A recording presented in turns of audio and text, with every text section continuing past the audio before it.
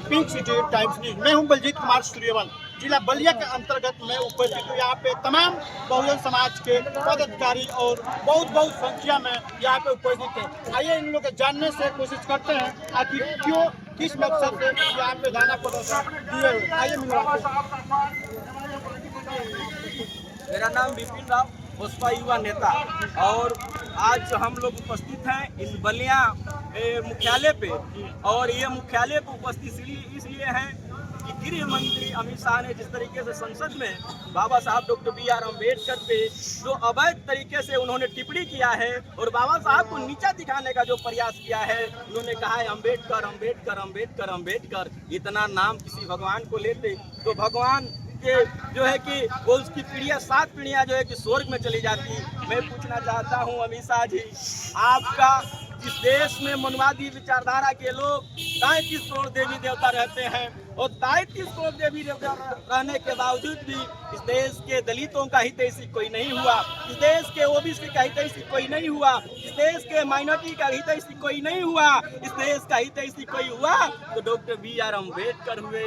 उन्होंने 24 नवंबर 1949 में भारत का संविधान दिया और 26 जनवरी 1950 में भारत का संविधान लागू होता है और उसके अनुरूप एक गरीब का बेटा IAS बनता है, CS बनता है, जज बनता है, कलेक्टर बनता है, मास्टर बनता है, सिपाही बनता है। तो ये डॉक्टर B.R. अम्बेडकर का दिया हुआ है। और डॉक्टर B.R. अम्बेडकर पे अब टिप्पणी बोलोगे, ये बहुजन समाज जो है कि बर्दाश्त करने वाला नहीं है। ये बहुजन समाज ऐसा समाज है कि जिसको विरासत में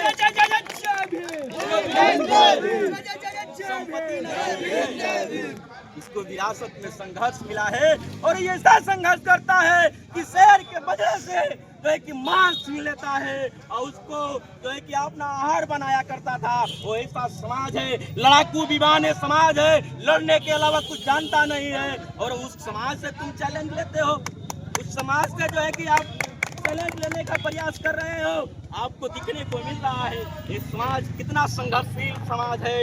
एक नौजवान, एक जो सम्मानित पितातुल बुजुर्ग को, सम्मानित माताएं बहनें यहाँ उपस्थित हैं, इन्होंने अपने काम, अपनी मजदूरी छोड़कर डॉक्टर B.R. अम्बेडकर के सम्मान में खड़े हैं। बाबा साहब को अपना आत्मा समझते हैं, बाबा साहब को अपना भगवान समझते हैं, इसलिए यहाँ उपस्थित हैं। इसलिए मीडिया के माध्यम से बताना चाहता हूँ कि मेरे सम्मानित साथियों, जो कुछ कर गए एक भीम थे, जो कुछ कर गए एक भीम थे, दुनिया को जगाने वाले एक भीम थे। कोई इतिहास पढ़ता है दोस्तों, इतिहास को बनाने वाले एक भीम थे, इतिहास को बनाने वाले एक भीम थे। हाल ही में जैसे एक वीडियो वायरल हो रहा है, जैसे अमित शाह पे जो बोला गया था आप स्वर्ग में चले गए, क्या संसद में बोला?